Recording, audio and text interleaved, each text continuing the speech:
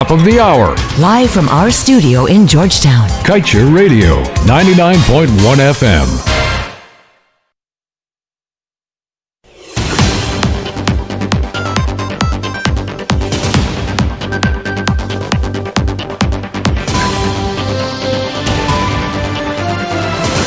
Good day to you. Welcome to today's news at noon for Monday, January 11th, 2021. I am Kevin Smith. These are the top stories we're tracking.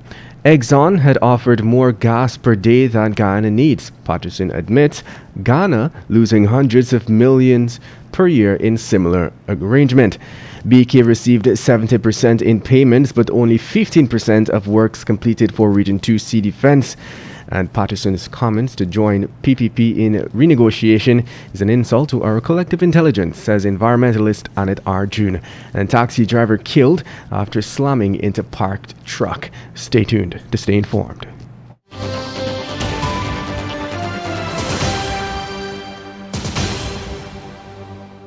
Weak systems of governance and the absence of the rule of law both combine to form the perfect stage for corruption to flourish.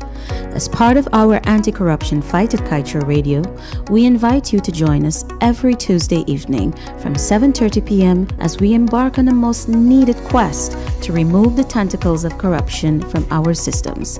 See you then for our latest program called Governance, Corruption and Justice.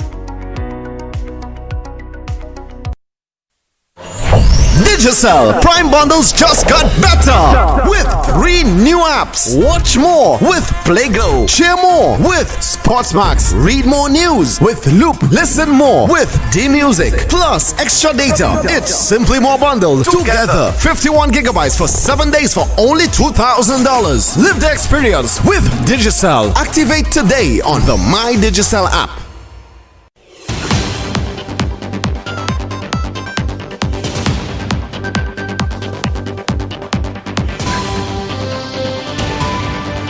And now for the news in detail. In 2016, ExxonMobil and the David Granger administration trapped the people of Guyana in an oil deal with notoriously unfair terms. Despite consistent criticism of this deal, just 2 years later, the oil supermajor would go on to make an offer to Guyana which could trap it in yet another unfair, financially unsustainable situation. More gas than Guyana needs. Luckily for Guyana, it may learn before it signs a deal about the experience of Ghana, a country which has been trapped in long-term deal that forces it to pay hundreds of millions of dollars a year for gas it does not need. Former Minister of Public Infrastructure, David Patterson, admitted that in 2018, ExxonMobil offered to bring 30 million cubic feet of gas to shore per day to meet Guyana's energy needs. And moving on, Brian Tiwari's BK International Incorporated has been caught red-handed in another instance of blatant disregard for contractual commitments. In this most recent case that was brought to the attention of this publication, BK International received 70% of the payment for a $124 million sea defense project over a year ago, but has only managed to complete 15% of the works. Junior Public Works Minister Deodat Indar shared revelations during his visit yesterday to the site of the sea defense at Plantation Andrews in Region 2. The signing of the award of this $124 million project was done on December 31st, 2019, a contentious period when the former APNU AFC administration was deemed to be in caretaker mode. And now let's tell you, when asked about certain utterances by AFC General Secretary and Shadow Oil and Gas Minister David Patterson, environmentalist Annette Arjun Martin said he is insulting our collective intelligence. Patterson's utterances were on the support for the renegotiation of the lopsided Stabroek Block deal.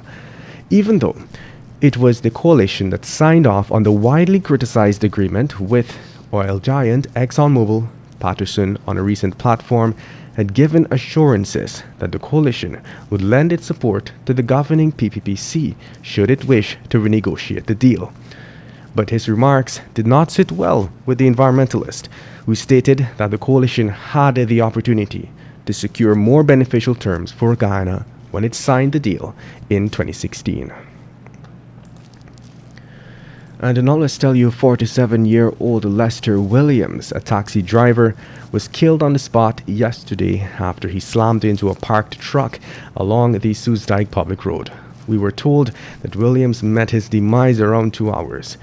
He was reportedly driving his car at a fast rate along the western side of the road when he lost control and crashed into a truck that was parked on the same side of the road. It is now 12 hours 7. Coming up after the break, a bandit drops gun and scales fence after cops roll up. Car thief found dead in prison cell, and legislative reform for oil and gas sector won't be done in isolation, says the Attorney General. Do stay tuned.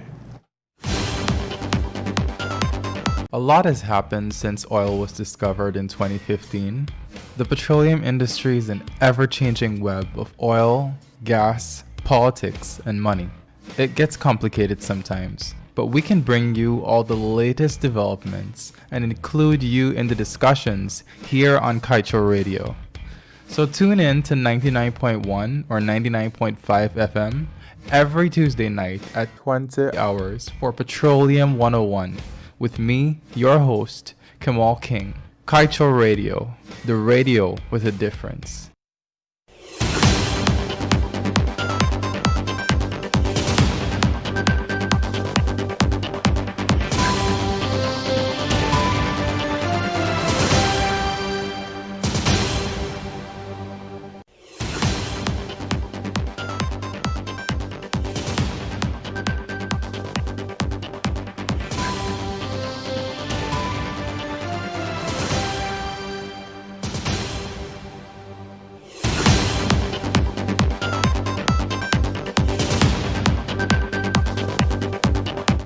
Welcome back. Let us continue with the news.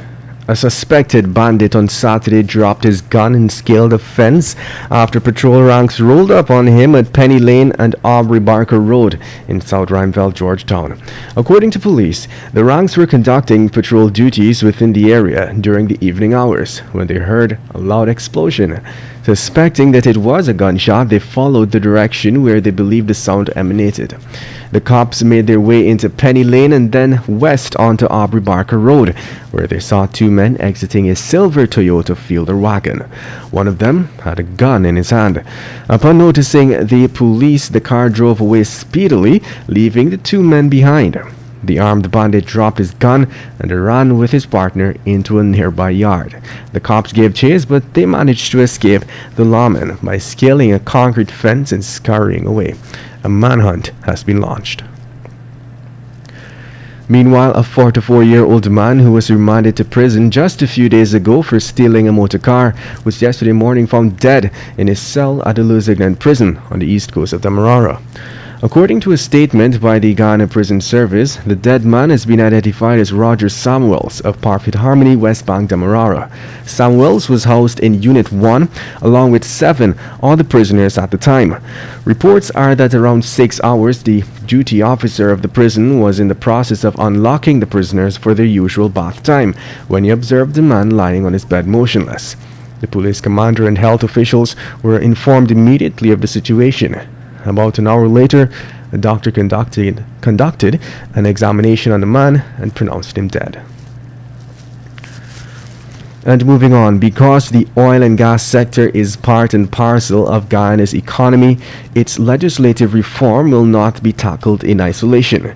Sharing this revelation was Attorney General and Minister of Legal Affairs Anil Nandlal. In fact, Nandlal was keen to point out that it would be myopic, in his view, to have legislative reform confined to the oil and gas sector. And now that the PPPC is in government, Nandlal said that it has to move with alacrity in proceeding to build not only a legislative agenda for the oil and gas sector, but an agenda that will enable the country to use the benefits and proceeds from the same sector to develop other zones in the economy. And moving on, City Mayor Ubraj Narayan has once again threatened to fire City Engineer Colvin Venture for quote-unquote embarrassing the Georgetown Council. In his most recent tirade, the mayor accused Venture of corruption and poor management of the city engineering department.